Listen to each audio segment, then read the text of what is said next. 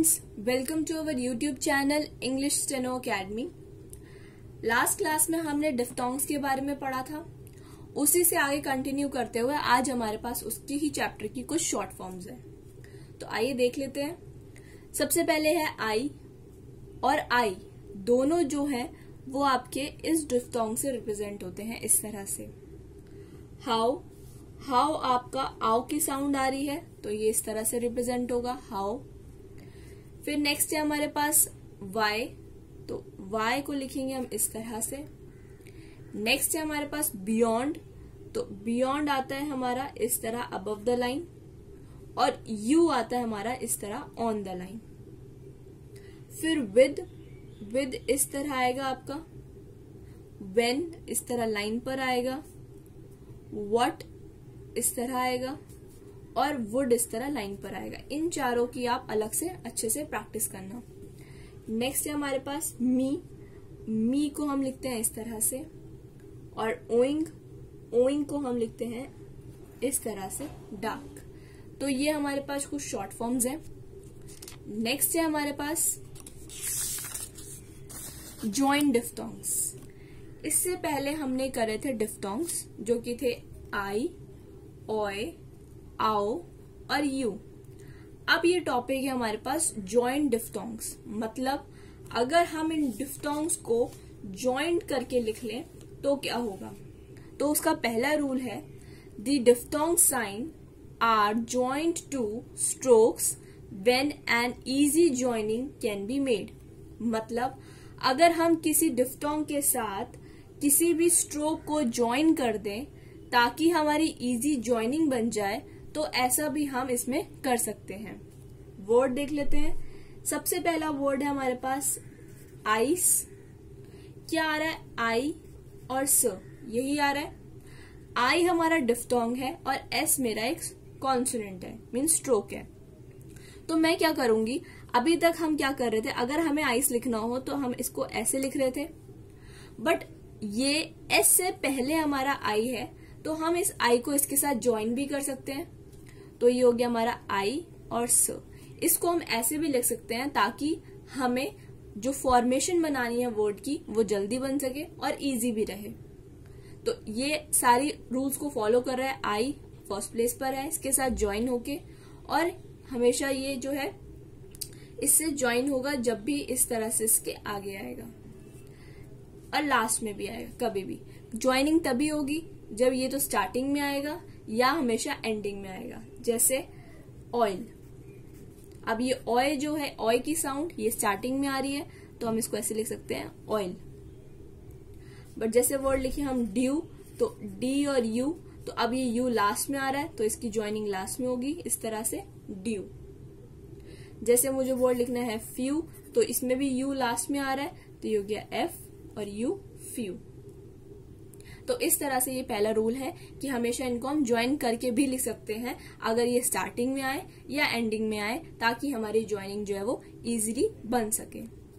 Next rule है हमारे पास द साइन फॉर आओ is contracted in the word now. Now कैसे बनता है, अब देखो इसमें एन है और आओ है। एन को हम लिखते हैं इस तरह से और आओ आता है हमारा इस तरह से।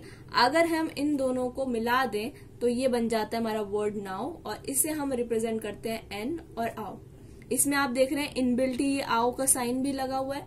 ठीक है, तो हमें अननेसेसरली इसको अलग से लिखने की जरूरत नहीं है। हम इसी के साथ एन बनाएंगे और यहाँ पे एक टिक लगा देंगे तो ये बन जाएगा हमारा नाउ। आई होप क्लियर होगा। नेक्स्ट है हमारे पास the sign for I is contracted before L, M, K and upward R to form phrases। अब ये क्या कह रहा है कि जब भी आपका L, M, K या upward R आता है और इससे पहले अगर आपका I आता है तो आप इस I को इसके साथ ज्वाइन करके लिखेंगे to form a phrase। हमेशा ये किसके केस में होगा, L, M, K और upward R। जैसे मुझे लिखना है आई विल, तो ये एल से पहले आई आ रहा है तो ये इसके साथ ज्वाइन हो जाएगा। तो जैसे हमने पहले अभी करा आई विल, इस तरह से। फिर नेक्स्ट है हमारे पास आई एम, एम से पहले आई आ रहा है तो आई एम, इसकी हाफ, आई हमारा ये पूरा बनता है, इसका हाफ पोर्शन हम यूज करते हैं इसमें ताकि हम इसको ज्वाइन कर सकें इजीली। जैसे मुझे लिखना है आई में, तो एम से पहले आ रहा है तो अगेन हम इसमें आई की हाफ पोर्शन यूज करेंगे आई में। अब हम इसको ऐसे भी लिख सकते हैं, बट इससे क्या हुआ, आपके हाथ में जब आपने लिखा तो इसमें एक जर्क आया, तो इस जर्क को अवॉइड करने के लिए हम इस पोर्शन को सिर्फ आधा लिखते हैं, आई के पोर्शन को सिर्फ हाफ लिखते हैं।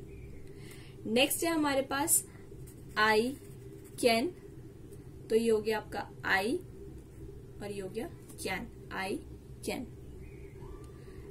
नेक्स्ट रूल है हमारे पास, the short form U is turned on its side to form the phrase. अब ये रूल क्या कहता है कि जिस साइड पे आप कॉन्सोनेंट या किसी भी शॉर्ट फॉर्म को लिखते हैं उसी की साइड पे अगर आप इस यू को लिखें तो आपका ये एक फ्रेज बन जाएगा। कैसे? जैसे आपको लिखना है कैन यू, आपको पता है कैन जो है आपकी एक शॉर्ट फॉर्म है, कैन को हम इस तरह से लिखते हैं, तो इसी की साइड पे अगर हम इसको यू को बना दें, इसी में ज्वाइन करते हुए इस यू को बना दें, तो ये जो है हमारा क्या बन जाएगा, एक फ्रेज बन जाएगा साथ में लिखा हुआ। जैसे मुझे वर्ड लिखना है गिव यू, तो अगेन आपको पता है गिव ऐसे लिखते हैं, तो इसी की डायरेक्शन में हम लिख देंगे यू, गिव यू।